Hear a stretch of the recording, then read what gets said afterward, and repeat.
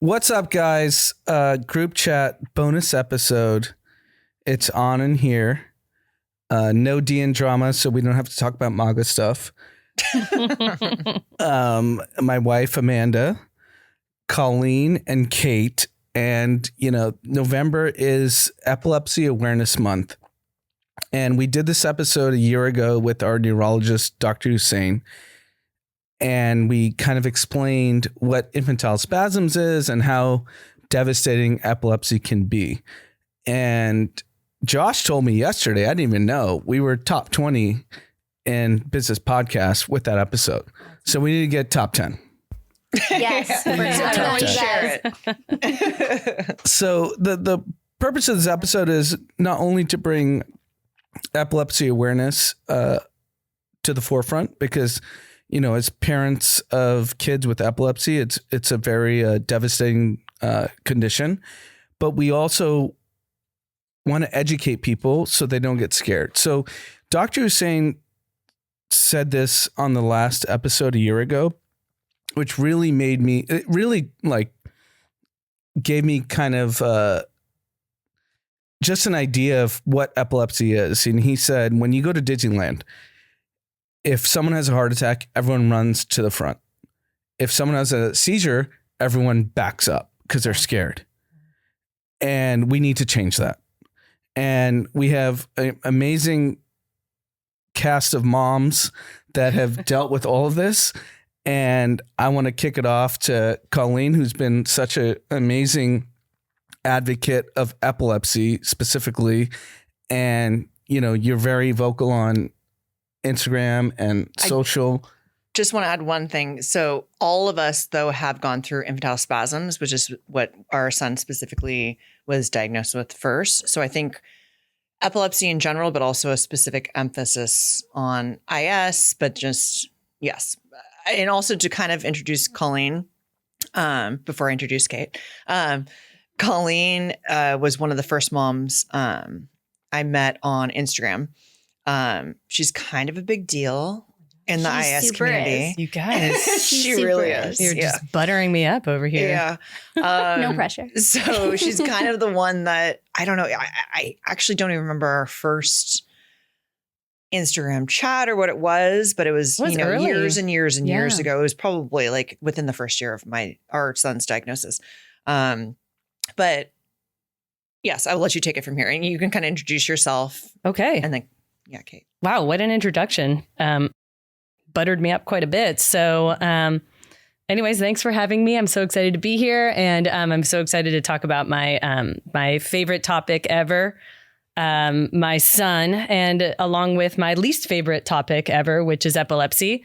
And so really the diagnosis that started us on this hellish roller coaster ride was really that infantile spasms diagnosis.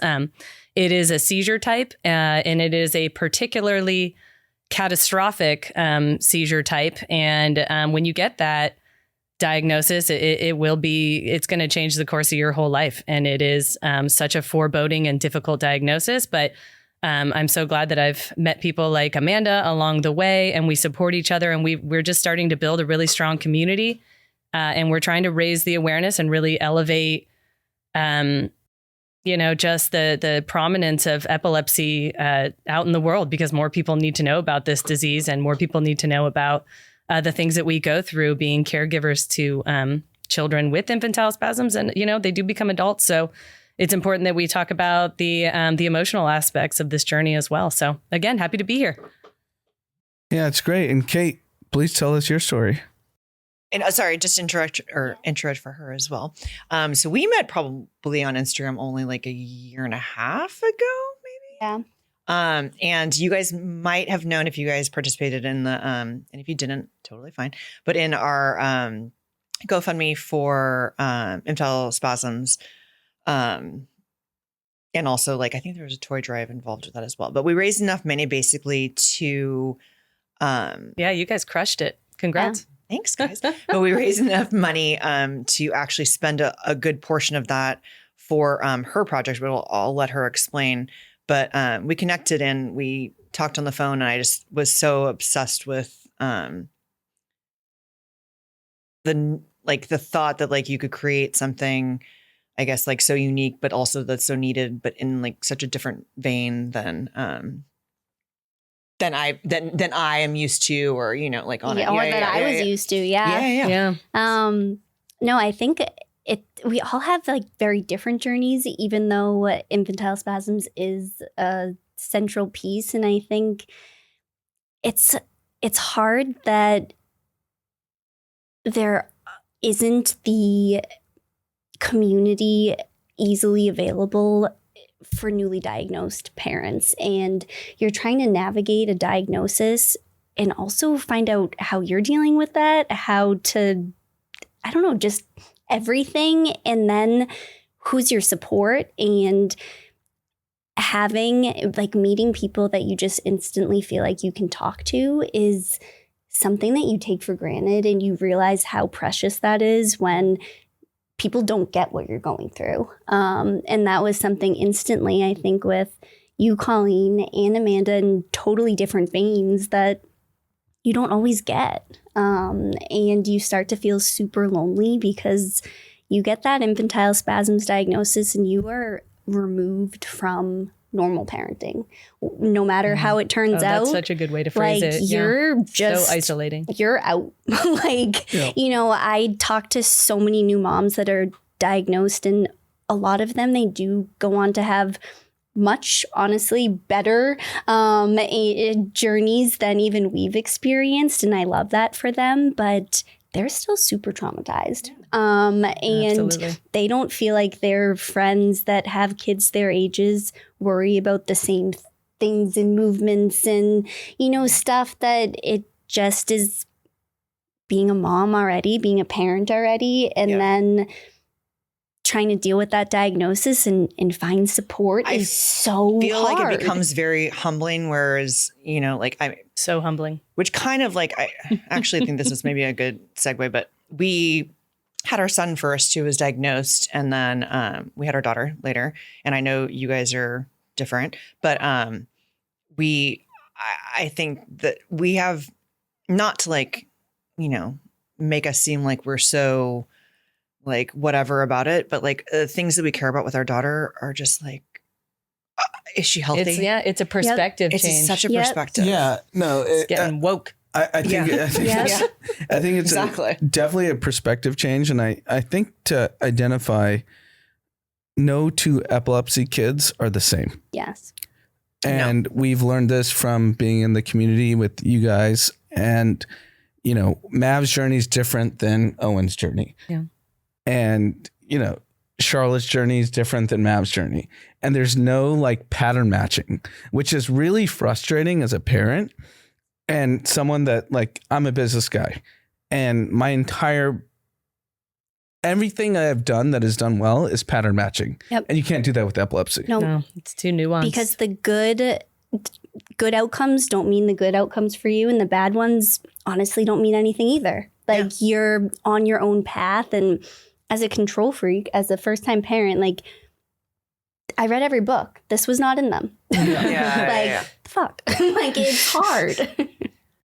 No, I think it's really important to identify how this disease is just affects people so differently. And like you said, that there's no manual, right? Like we all are just figuring it out day to day. And it sucks. That's all I'm going to say. Yeah. I tell people it's like going out to ski on your very first day and having to do a double black diamond, right? I mean, it's just like, this is what you got to do. You got to get down the mountain. So good luck. So Owen was 16 months. Charlotte was 24 months. So like, that's 6 months. I didn't know I was that old. Oh, wow. And I think about that a lot with like, Charlotte's my first too, and I know Owen's your third, but like, give me a slight advantage, very very minuscule. But already, like their first year of life, like that's hard, anyways, and like it's all new and different, and then you throw that in the mix, and like, it's true. So I'd love to kind of kick it off to the healthcare journey. So, Mav has a team of 15 people that work with him. Oof. Some that are covered by health insurance, some that aren't. No, we can submit sewer bills. You just might not get the payments, but I get them. There's ways, but it's but time, I'm just effort. curious, Yes, like 100%. you guys as parents, how have you guys managed that whole situation? Because I know it's really tough because you need a big team. Oh yeah, absolutely. I personally I was an administrator in a surgical practice, and I went to school for health management and policy. I, by all standards, probably know how to navigate the system. I wouldn't say better than anybody, but just, I was comfortable and knew all the right things to ask to do. And it still is a bear. Like it is.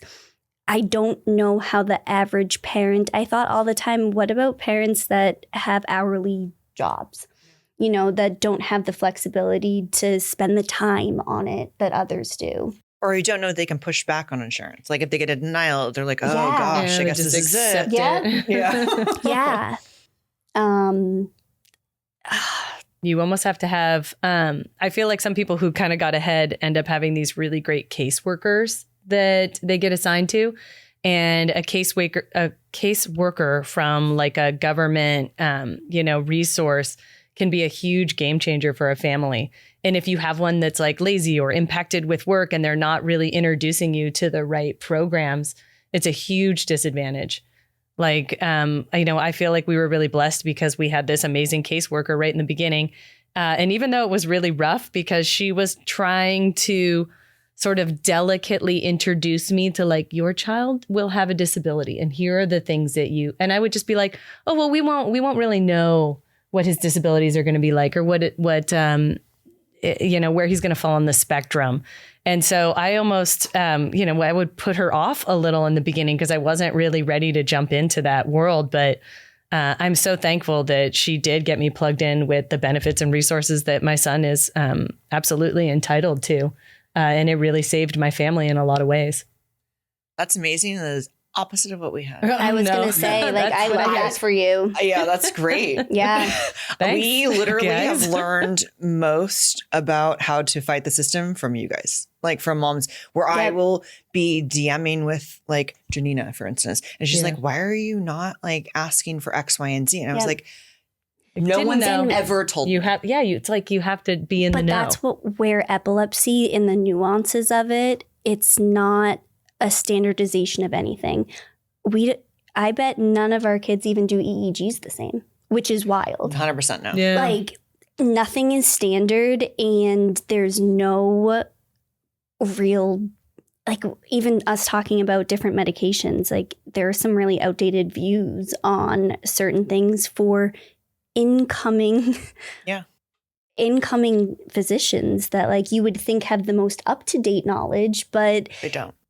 Epilepsy is such a nuanced thing that it's really hard to have amazing advocates when it's hard for the community to develop when outcomes are so different. And the other thing I think they're given different like rules and instructions. Yeah. And the other thing I think that really impacts, especially the infantile spasm community, is that a lot of these kids eventually get an overarching diagnosis. They learn what the cause is of their specific epilepsy. Mm-hmm. And then they jump into going to conferences for this or that syndrome.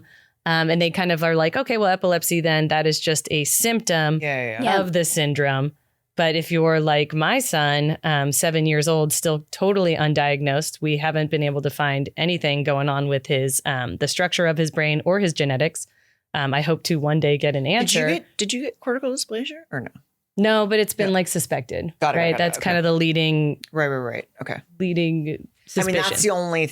We have. And that's what we have. Right? But like, it doesn't mean a diagnosis. We've got to be the leaders in the epilepsy infantile spasm community because other people leave and they go into their little syndromes, which I'm so happy for them. And they get their own communities. but then there's, we're kind of left on the outskirts. And just So to kind can of you explain cortical dysplasia? Yeah, cortical dysplasia. Basically, Yeah, sorry, we cortical started. dysplasia, for people that are listening, it's basically a disease part of the brain that it's not developing at the same rate as the rest of the brain. And it could be like a few bad genes, which is kind of what's suspected because we also do not have a actual diagnosis. Yeah, so frustrating. For MAV, which is very frustrating. And it's also like, what if this is a new genetic disorder that needs to be kind of found? And, And are we working hard enough to find that? But what are we going to change if we find it? There's so many and competing our kids things. have siblings and they need to know if they're out there. I mean, that was a huge thing babies, for, right? kind of going back to where, speaking of like, like you can speak about sort of being like the third kid, Owen.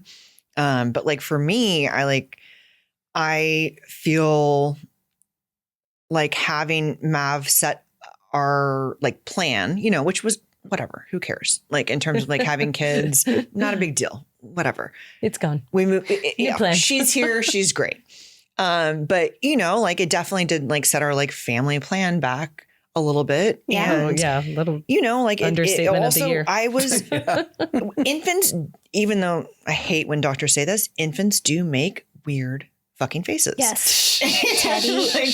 I was not okay until she was 8 months. Like every single thing she did. I can only imagine. I had like heart until palpitations. Teddy was 2. Yeah. And our pediatrician said to me. So Teddy's your second, just to clarify. Yeah. So Charlotte has epilepsy. And Charlotte was diagnosed with infantile spasms at 2. So you waited until Vivi passed when Mav was diagnosed. Right, exactly. No, that's And the marker. Okay. That's what I was waiting for with Teddy, which just happened. Well, now it just makes me scared that like. But it makes you feel a little bit better. And then in some ways, I'm also like, they were different from the beginning and I knew it. And at the same time, any weird movement he'd make, I would freak out. It's just Mav hard. wasn't different though. He was actually tracking weirdly. Like I know I'm like I'm like the proud mom. Milestone But he was above everyone, or above her. Even. Looking back, you're like, wait, you see the I know. red flags. I think now it's so ingrained that she's just like her own person. Yeah. But at the time, no, like she didn't miss any milestones. Yeah. And I like go back and I'm like, did we miss something? Oh, and you can't go back in photos sometimes because there's sometimes like, oh my gosh, I want to see a video of him when like a month or so before he was 30 pounds overweight. Yeah. No, sweet little moon face. That for sure. But also I would even say like it's even worse when I go back and look at videos like that's 2 months before he was diagnosed. And I was like, okay, I literally saw an eye twitch and I know it now because I know his face when he has it and I'll know his face for the rest of his life I'll if he never has forget it. this. But I didn't know it then. There was a day and I took Mav to the Grove. We went to Marmalade Cafe, which is like the, Very iconic. And Anthony actually met us there. Mm-hmm. And then we went to the larder and waited for you. And he was doing the like face drop and we were laughing. Oh, I laughed too. Yeah. Aww. I put it on Instagram. And that's spasms. I put one on Instagram. And I was like, oh, you're tired. it's like literally like I'm the worst parent. And drunk I guy look at the back at it and I'm like, bar. oh, he's the drunk guy at the bar. And That one's burned Anthony, in. who's like literally one of our best friends, was like, I can't believe we laughed at that. Oh. Of course we I did that. put it We on didn't know. It was Instagram. I'm silly. an asshole. Well, I always talk about the first indicator with Owen. He was my third. And if it makes you guys feel any better, I thought there was something weird about that kid, like the day he was born. Yeah. And it, I know you guys like dismissed a lot of that. And probably we all got the diagnosis about the same time, right? But I thought there was something weird about him. I hate to say that about him. He's my prince, okay? Yeah. But he would make these strangest sounds. That's what I talk about. I was like, his cry sounded weird. He didn't coo like a baby normally does. He made like guttural, weird, repetitive noises. And I did keep taking him to the pediatrician. Before I even saw a seizure, I was like, something is up. And I had a really hard time kind of explaining what I was seeing. And I was totally dismissed by the pediatricians, right? And these are pediatricians with great reputations, been doing this 30 years.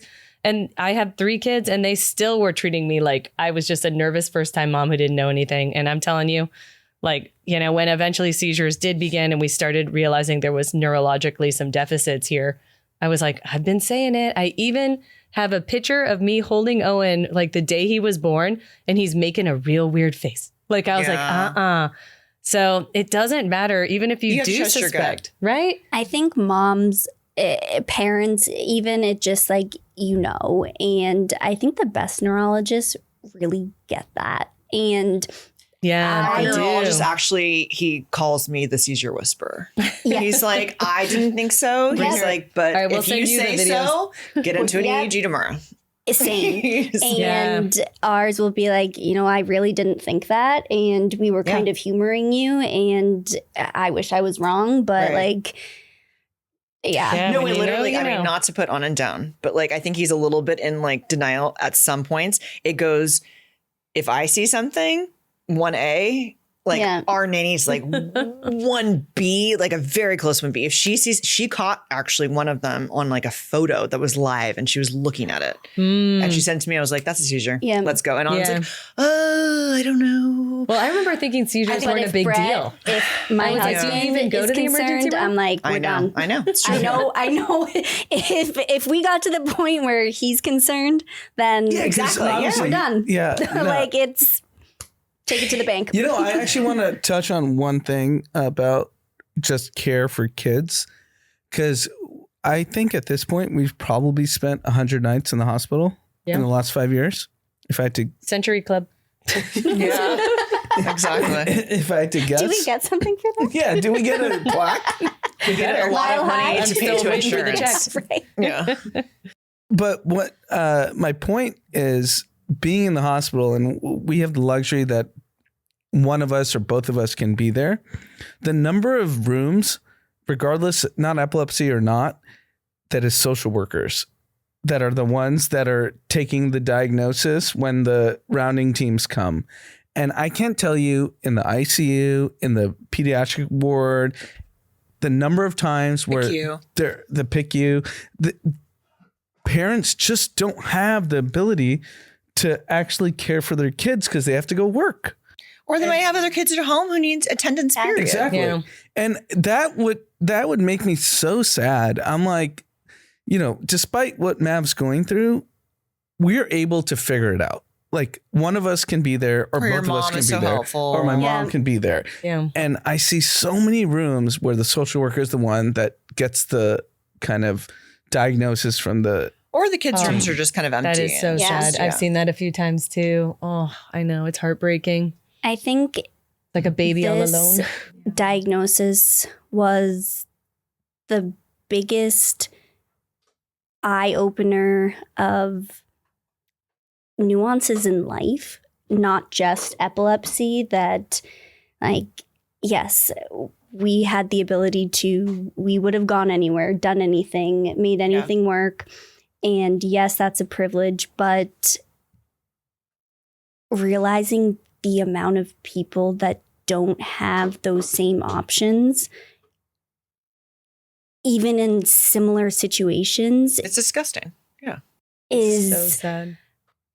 It also just impacts like everything with like you get how it impacts like their families, and then also even like not even just the care at the hospitals, but also just like the therapies. Like there's a few moms, I mean, not like so many, but like there's a few moms that are always like, there's one like OT in X, Y, and Z. And it's like, God, how do you handle kind of getting like the extra supportive like therapist care, And to add to that, I think Dr. Hussain talked about this last year, how the parents of kids with these sort of diagnoses actually start having severe health issues.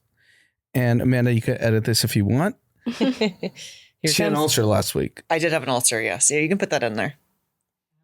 And he identified like there's more emergency room visits, heart attacks, strokes. There's more divorces. Yeah. Oh, absolutely. So I mean, postpartum, think about like what we know about maternal health. Like if there's no support after you have a child anyways, and then you have a child that has this diagnosis, like nobody's coming to help. No. Like nobody's checking in on you, and it's up to honestly how lucky you are, the support around you. Yeah, she was in the hospital last week.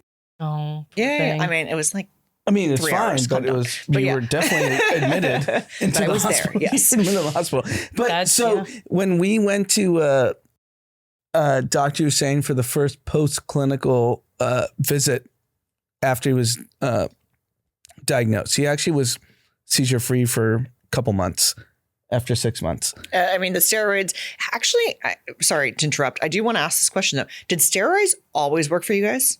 Never. No, they didn't Never. touch. They didn't touch the Interesting. spasms, but VGB did the trick. Yeah. That's so interesting because steroids worked prednisolone every single worked. time. It was just like, you It's can't be on temporary. steroids. It's the ones the treatment that you hate the most is always the most effective. I swear, like every family I talk to, it's always the worst one. I hate it so much. It's like us It's in worse keto. every time. It's worse. I mean, he would gain 50% of his body weight pretty much. Like Yeah. it was crazy. And he was so grumpy. Like there were times when we had to do, what's the second, the shot one of the Acthar. ACTH. ACTH, yeah. we had to do ACTH, which, so just for the listener, is a steroid that you have to actually inject into your kid. Into your It's little a very, baby's very, thigh. Which is $150,000 a month versus like $500 for prednisolone. but it's covered but yes. But we had to inject it into Mav like every single day for this course, which was like a month or whatever. He would get so mad. This was probably at like age 3 that like whenever Anna would walk in the room, because I couldn't do the injection. And so Anna would have to do it. Anna would walk in the room and he would literally start like trying to attack him. Like he would start trying to like bite him because he was like, do not come at me with a needle. Like I can't do this again. And it was I'll never forget terrible. it. It was I've Christmas actually time, blocked it too. out on my mind. I don't even remember it. I blocked it out. I think we've talked about It's this. the trauma. I don't know about you, Colleen, but I mean, I give you props, and I know I have to give it to my husband. There are things that just I couldn't do as a mom, and I feel guilt about it. But it was I don't feel any guilt. It had to be Brett. It had to be him, and I feel bad that he experienced some of those really hard things with her. Yeah. But it was heartbreaking, and You guys, we had a nurse.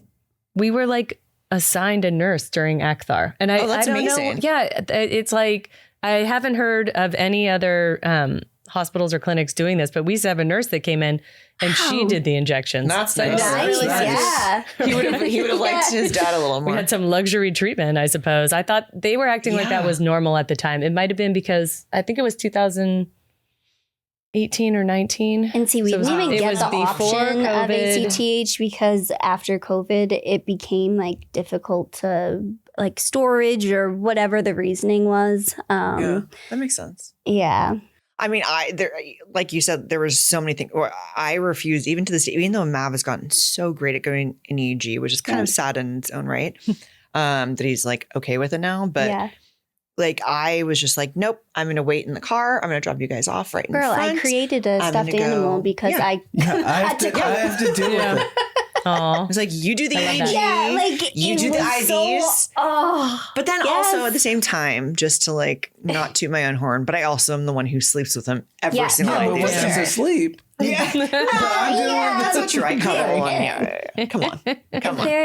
no, but shout out to the EEG techs at UCLA. We love them all. the they are best. so good. They are so quick. so EEG good. techs in general, just incredible people. Yeah. They really are. One thing I did, I kind of briefly talked about this earlier, but just like the dynamics with like the kids. So like just to explain, like I know it was very difficult, as we said, sort of like kind of trying to figure out, if we should have another kid, like the concerns around that. But I will say when Vivian came, she's healthy, knock on wood, and doing amazing and great. And she's very precocious and love her to death. And she's at home a very normal, like younger sister, like doesn't like when he touches her stuff. Like I do it myself kind of thing. Yeah. She's like a little bit of a brat. And I will say though, there was this one story though. He went to this ball pit place, and this kid was throwing balls at Mav, and like Mav can't obviously, speak to say anything about it. And our nanny was the one who took them, and she said that Vivian literally like jumped off the side of the thing and attacked the kid. Go girl. Like, don't do that to my brother. Ooh. And so it's like, I feel Don't cross her. Definitely don't. She's a menace. But no, I mean, I think that even though I don't see it, like she's understanding sort of like that he does need to be protected. Oh, that's sweet though. And I think good. it's amazing. I'm obsessed with it. I think that like they don't know it's anything. a crash course in empathy, Yeah, she can mess with him and like no one else can. And it is definitely a cross Christian empathy. But I guess like sort of like how do your guys' kids sort of like deal with I think Teddy, we're only now he's just turned 2. And in so many ways, I feel like they're really at the same point with things. He's still pretty young. He's still pretty young, and she still has that, like she's the older sibling. We'll see. She's the boss. Yeah. And, she has that, regardless of anything that Charlotte's been through, she's happy and she does her own thing. But I don't think I worry about it, but we don't fully know yet. So yeah, you probably I think have they're it all better. going to grow up with Murthy, but Colleen, tell me your experience of this too. Okay, yeah, I get asked this a lot actually because Owen is my third, so I already had 2 older kiddos around, and the only thing that really troubles me about that family dynamic is honestly my older 2 kids, my 13-year-old and my 10-year-old. That's their ages now, and epilepsy came into our lives about 6 years ago. They really saw a lot of the trauma that I went through in the beginning, and they really had to kind of go on that ride with me. And sometimes I think maybe I didn't do a great job of kind of holding back the emotions that I was going through because I just let it all out. I mean, I would be crying. I'd have a hard time getting out of bed when Owen was getting diagnosed and things were looking really grim for him. I remember my mom even saying to me, she was like, Colleen, you got to get it together for the other 2, but I don't know. It's life. I can't that's also protect good them. For them to see. I can't protect them from everything. And I maybe there was some value there. Maybe there was some trauma that they probably didn't need to have. But as a family, we're really working on that now that Owen's stable. And my husband and I are trying really hard to. How many? Yeah. It's what, 13? Oh my God. Are we going to say it out loud? Such bad juju. Oh, I actually got over that because I was like, oh. You got it. Yeah. There's there's so many times I didn't say it and it ended up it goes relapsing. away. Yeah. So what we're talking about to the audience is there's you don't say the number out loud. It's just like Fight Club. No, it's good. I'm going to say it. Because we reached a big milestone for my guy. This is completely unexpected. My guy, Owen, we went through periods of time where he was having 100 seizures a day and things were looking really, really negative for his future. But I'm happy to report after surgery and 20 different drug trials, my guy just surpassed a year seizure free. So it's unbelievable. It's an absolute miracle. It's completely unexpected. And we're celebrating every moment we get with him. And this is our first year of stability ever. So like I said, my family's kind of recovering. We're getting over to the trauma together. Yeah. And Owen is who Owen's going to be. He's a unique individual and we love him for the person that he was always meant to be. This is a question that we bounced around with each other on the text messages, but I know that you thought that this was an interesting one. I'm calling this specifically, I guess, but please, everyone chime in, Anand included. If your brain is sort of stable, you're not having the seizures, how important do you guys think the therapies are? Because I feel like there's so many different. That's a hot one. I will say, I think that it is all based on what is best for you and the kid. Charlotte has had long periods of freedom, and I feel like at the very beginning, I thought that was the answer. like more therapy. That just will be it. That's what we need to do. And it wasn't serving her or us. And I think it was partially just denial that like we weren't embracing, like, yes, you want to give them everything and have them have the best opportunity, but at what cost to their just being able to their quality of life. Yeah, and yours and the rest of everybody else, that like not the, other people and you should be more important than them. But I feel like I thought it was the answer, and I now think that Charlotte does things in her own time, and yes, she needs support, and it's helpful to have other people help with things, but I think it is. Does she have a one-on-one at school? She doesn't. She's still in like preschool. It's and she's doing amazing as well. Like in terms of her diagnosis. She is. We did just add focal seizures recently, which we knew was a possibility, but didn't make it any easier. And we were just saying that, I feel like we glossed over that it wasn't spasms because that's huge. And it was such a blow in different ways that like huge that it's not spasms. It's almost harder when you think one battle is over, but actually you're just like going into the second phase, right? It surprised me. I was frustrated with myself, honestly, at how much but I don't know. I think I now think that therapies can be an overpromise of things that aren't. I don't know. I don't know if that's right. It's acceptance. It's a journey of acceptance, you know? And I also think it's kind of what I touched on in the beginning of the podcast, that no two kids have the same epilepsy journey. Yeah. And no two kids have, like, for us, I know when I get a good EEG from UCLA, I tell the therapist, I'm like, let's go. Like his brain's functioning. Yep. Let's get as much as we can right now in this period of time. Yeah, absolutely. But I love Napa Center. Everyone knows their kid, and I know when he can be lazy. He can be, he can be well, he's also just a kid. Yeah. And that's hard, that it's like you have to balance, like, she can have an off day, and like sometimes I'm like nervous about that, but like she's entitled to that. But then there's also that, hey, we just got a clear EEG. Yeah. We never thought would see this. Like, you are being a lazy daisy. And we say that. Like, and like, we're going to push That's you. That's such a sweet way to put it. Because you are. Yeah. And they should be entitled to that too. Yeah, that's true, of course. Isn't that beautiful to be able to push them like that? I feel like, you know what? Like, but I mean, I don't know if it's right. I mean, it's just every kid has a different journey. But it's also the same way you would push parents, you have to actually figure out what is right for your kid. Like you've clearly figured out what's right for Charlotte.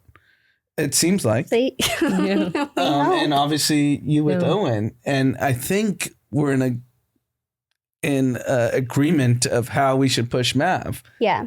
Yeah. We've always been on the same page for sure. We're thankfully for that. Yeah. It's just. That was rough in the beginning though, right? Like I have some feelings around pushing really hard in the beginning with Owen. We did a lot of therapeutic like intensives, and I was driving him all around LA, getting him to, alternative therapies, expensive therapies, all day therapies. And I mean, for Owen, my big goal in life was I really wanted him to be able to walk. He was a really, really late walker. Oh my God, I was walking all over the place. And now you're chasing now you're like, stop walking. Now I know, right? Now I'm like, slow down, kid. But it was so tough those years. I pushed him really hard, and sometimes I look back and I think, man, did I play that wrong? But he is walking today. It was a huge goal of our families. I really felt like he had it in him to be able to walk. I wanted that so bad for him, and I pushed really hard at the time. But I do definitely have some feelings like, wow, a lot of years of childhood were spent in PT for that kid. But I don't know. It was that's worth a tough it, one. though. It's a hot issue. Yeah. It's controversial in our community, really, how much therapy is appropriate. Yeah, we definitely do a lot. Yeah, no, I agree. So, But also MAB Well, does that's how need- we met, right? Yes, exactly. We also need like a full-time person for MAB at his school. So that's an automatic whole day person that has to be on it for ABA at least. so Kate flew in from Boston. Colleen's up here from Irvine, right? Irvine? Close enough. Orange Or County. whatever, Yeah. Orange County. And what's going on tomorrow? Because I know we're going to Disneyland. Can you guys explain what the situation is? You want? Okay. So let's see. Tomorrow is the big day in Purple Ribbon World. It's the annual Epilepsy Awareness Days conference. It happens at Disneyland. It's today and tomorrow all day. It's totally free for families to come to. There's a lecture series. There's a big expo. All the various resources and medical providers will be there that represent epilepsy treatment. It's a really fun thing. We all get together, and on Wednesday, we paint the park purple. So you come out with your epilepsy gear on, you go to Disneyland, and we kind of take it over. And it's a really beautiful thing to see the community all together like that. So if you're free on Wednesday and you own the color purple, you better be there. And you guys are doing a talk, right? Yeah. Yes. Oh, Us three are doing sorry, I it. forgot that part. You like blanked it out. I'm doing so much talking the next couple of days. I'm sure people are sick of me by now, but yeah. So what time is it? It's tomorrow, 10:30 a.m. Yes. Us three mamas are going to be talking about the infantile spasms journey. It's being hosted by a pharmaceutical company. They're called Pyros. Well, we're not sure if that's actually their name anymore, Shout out but to Edwin. yeah. They are the manufacturers of a top drug that is treating this extremely rare type of epilepsy. So we're happy to support them, and we're going to talk about our journeys. And there's a couple of MDs there that are going to discuss how infantile spasms are treated as well. So come see us. But what's super cool about this drug, which parents We've all been on. Yes, Ish. which we've all been on. This was for a moment our miracle drug, but only parents, even if you're not an epilepsy parent, I'm sure you've given your kid Tylenol. Imagine you have to mix some dust Oh God. yeah. and water and stir it up Stir it up and and then kind of guess, yeah. but also their Doing it in a seizure freedom syringe. Yeah. depends on it. Yeah. And It's like those electrolyte pouches, but Yes, way exactly. more It's like serious. liquid IV, Yeah, it's Yeah. liquid IV. but that I think but really hopefully it prevents seizures. Yeah. yeah, I mean, it's also so serious that Slightly more serious. they, because Charlotte was, I think, 3 when turned 3, and like insurance wouldn't cover it because she was too old, and it's like, well, can you tell that to the spasms? Yeah. But just I think really highlights how behind medications, therapies, treatments, everything are for epilepsy. So that's kind of actually a good segue into what I wanted to kind of end with. So, so me and Anand definitely, like, I think everyone's kind of seen who follow group chat or Instagrams. Like ours is very Dr. Hussein research focused for like new medicines, different trials in terms of like how EEGs work. It's kind of, but it's all research based. But you guys also have taken like different routes, each of you. So I want you guys both to explain sort of like your goals. I know we've kind of touched on them briefly, but like, promote your businesses, guys. All right. Plug time. Yeah, plug time. Because they're all so amazing. So I'm not a scientist. I knew immediately I was way out of my league, and I think Monica from the Pediatric Epilepsy Surgery Alliance said something to me that I really honestly took to heart and shaped things, that you don't have to be a not-for-profit to do good, and that ultimately a lot of the things that the research that is being done, being able to support that. So yeah, I created an EEG bear, which So cute. yeah, I mean, And a sibling bear. and a sibling bear and just an advocate bear that anybody can learn about epilepsy. I think especially as, Charlotte's getting older, my kids are getting older, and just ultimately wanting the world to be kind and inclusive. Also, I've gotten them for both of my children's schools, and the kids are obsessed with it. Obviously, they have MAB as sort of like a backbone, I guess, in terms of like the explanation of it. But kids are really, really, really interested, and I think it's it's pretty important for them to like learn about all this stuff. They don't know what it is, and they get scared. And so, just going into Charlotte's class, they were so receptive. And hopefully if they learn about it at a younger age, then it's not as shocking or, scary or something just they turn away from. Disabilities in general. Yeah. It's just not talked about. And so then it becomes an uncomfortable thing. And if anyone listens at hospitals, hit us up. Yeah. Yeah. Because we actually gave them to UCLA, like I said earlier, and we went in without them knowing that we were the ones that were like connected with Kate to do it. And the EEG tech was like, "Oh my God, do you want a bear map?" And we're like, "No, those are for us. Like, save them. Save that one. We already have one at home." But like, he was like, "Oh my God, the kids are obsessed with them. Like, that's it great. Makes them so comfortable, especially the older kids." Like, I mean, it's really great to explain it to them. They have a little EEG cap on. It's adorable. Yeah, thanks. But I think ultimately, research and advancing treatments and overall just awareness is hopefully a byproduct of it. Yeah, and absolutely. Yeah, so I think we're all rowing in the same 100%. direction. Yeah, for sure. I think EEGs are like overdue for a new PR person because they look like something out of a creepy horror movie. Yes. And also they should Frankenstein be at home stuff. Yeah, absolutely. So we've got in 10 years we'll be able to do them. Maybe Anand should figure out EEGs next. Yes, please. Seriously. Well, then Colleen, talk about your stuff too. Okay. All right.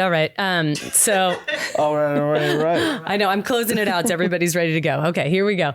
So like Kate, I'm really excited to be here because I'm trying to do something positive for this community as well. We touched on how nuanced and difficult this journey can be when you're looking for a community and you have a very nuanced and complicated diagnosis. But I talk a lot about kind of the emotional journey that I went through. I actually totally fell into clinical depression early on when Owen was diagnosed, and I literally didn't recognize it.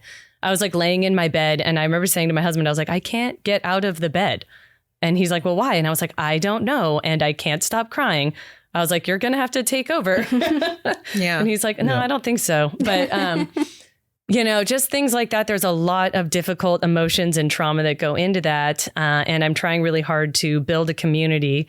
And I realize there's really very little support for caregivers. And I've met enough moms and started to just kind of realize that we needed a safe space. We still want to do fun things together. And doing it. So basically I got into doing this. Sounds so wild because it's just so off topic. But anyways, we do adventure trips for the moms. We go on hiking trips. It's not off topic. It's awesome. Yeah. It's just so wildly related, a bit. How many people were at your last one? So last year we brought 57 moms out to Zion. We just all epilepsy and disability moms, all of us together, just having a great time and really connecting through kind of an intense experience together. So that's what I'm doing now. So check me out, electric-love.org. And we'll put both everything in also the notes, show notes. I want to give Colleen a bigger hype woman than she'll give herself because I think, everybody has different personalities, just like, epilepsy's nuanced. We all didn't choose this, and it's hard to continue to try to find your identity when she's very much a leader. Yeah, but welcoming to you don't have to go about it the same way that she does. And I think that welcoming, we're all so different and we all lead different lives in different places. It's our common denominator. Yeah. But that's okay and welcomed, and you don't have to, be an advocate in a, particular kind of way. Yeah. And you're still welcome that, you're not we're not the stereotypical advocate that, maybe people might expect, and that there's still a place for you, I think is such a beautiful thing. Even though it's like a rare-ish condition, it's still like, what is it? 2,000 kids a year? 2,500. 2,500 a year in the U.S. So it's like, that's so not you like... can extrapolate that. It's probably like, And also there's probably some who aren't getting diagnosed at all. Yeah. That's right.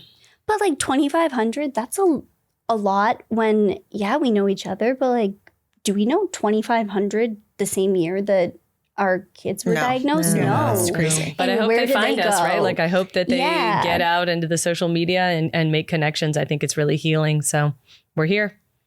Absolutely. Yeah. So we'll end on this. One of the things that really frustrates me personally, I know, Kate, you live in Boston and you're down in OC.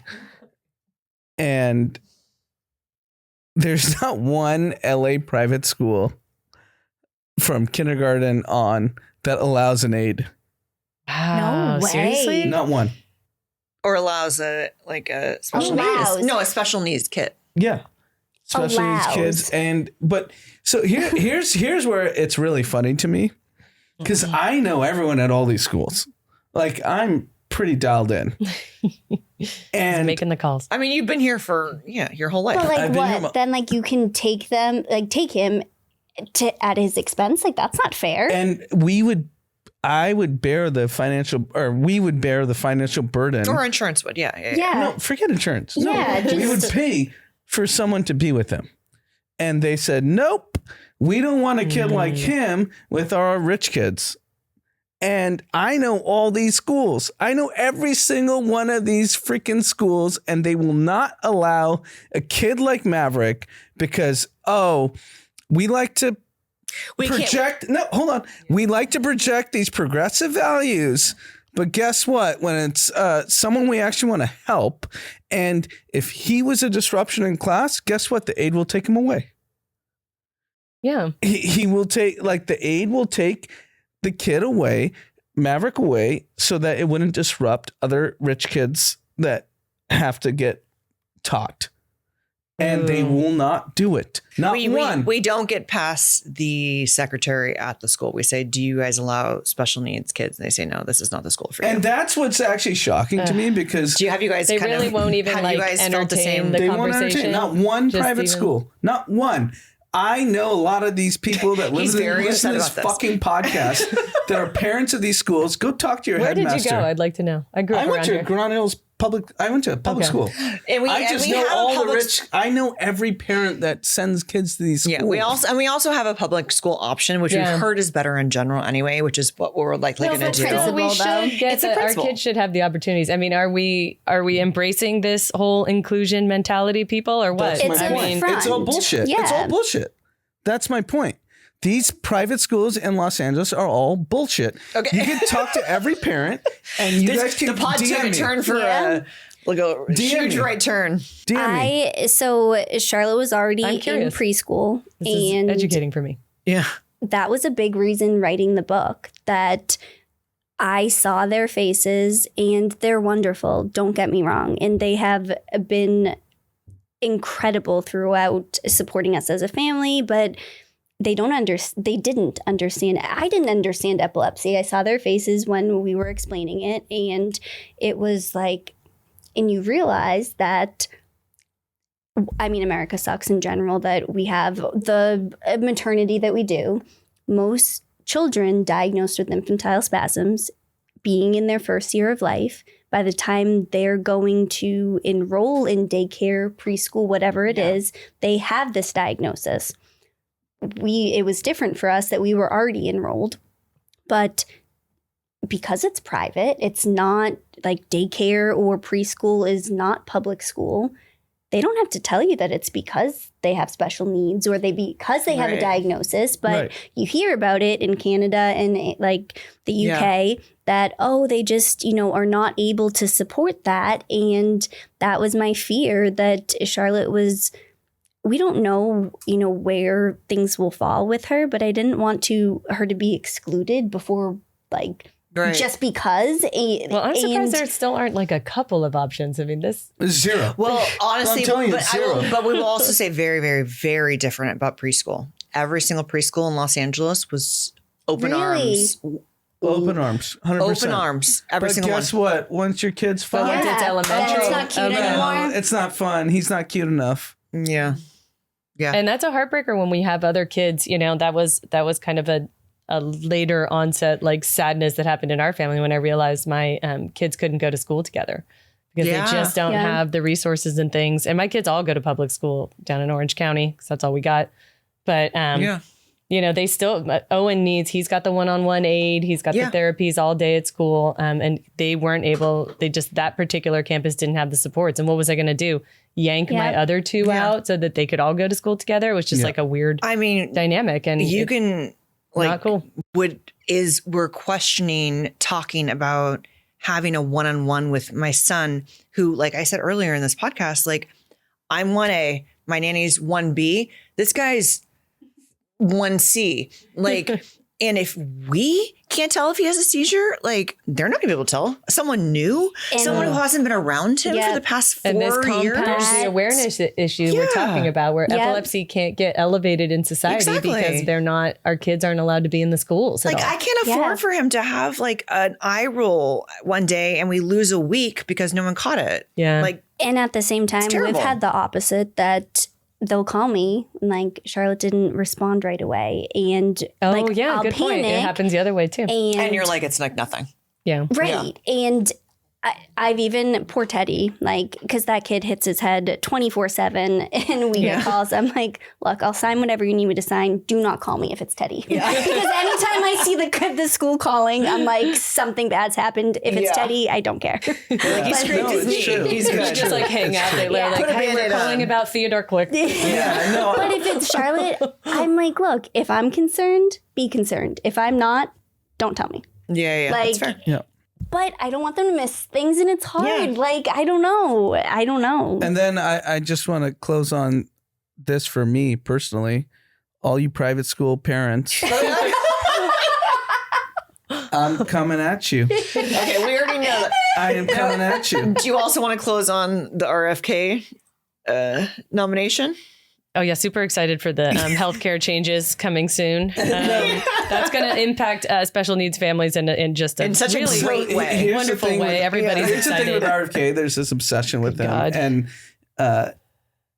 Since Dee and Drama are on the pod, you can speak yeah, freely. I can speak freely. Yeah. So there's this obsession about vaccines, not COVID. So let's take COVID vaccines out. Vaccines for kids and how they affect autism. And my God, I'm are gonna we give still a, not talking true. about that? and I'm gonna give like a little lesson on this. We're ready to learn. Let's hear it. They changed the goalpost. You guys already know. You guys already know, as kids with similar needs as Mav, they've changed the goalpost of if you're nonverbal at 2, you are getting a diagnosis of autism. There's plenty of kids that are 3, 4, and 5 that weren't verbal at 2 that are totally developed. Yeah. Yeah, we- that's a crazy standard. Yeah. That's way too young. We got a wink and a nod from wherever we went. I'm not going to say their names, but we got a wink and a nod of like, he's 2, he's qualifying, take the services. And I we're know like, parents okay. that have done that, and they knew it didn't fit, and they were like, it's our best option. And that's really unfortunate. Yeah. And Mav needs the services. but I'm sure that's not true. Here's my point. inaccurate. My It's point is inaccurate, it's yeah. inaccurate, and they just because kids are getting vaccines, polio, you name it. Well, it That was they're- eradicated. Let's see. Yeah. And the funny thing about RFK, and Dee can jerk him off all he wants. The only reason that lifespan has expanded is because infant mortality has declined significantly. That's the only thing. That's because of modern medicine. So that's vaccines. It's shots when you get born, and Colleen, you might get this a lot too, but I get a lot of newly diagnosed families, and they're concerned. Most of them, like we may be on the other end. a lot of families end up getting control and doing well. Then their next concern is, do I continue with vaccines? Because unfortunately, they've heard all of this hubbub, and of course they're traumatized, wondering, do I want to mess this up? And I'm not going to lie, I can understand we all get superstitious and nervous about things. But do they also realize that There is having no a connection. common cold or a flu can also bring on epilepsy, which is crazy. And in a normal kid, febrile seizures. yes. Yeah.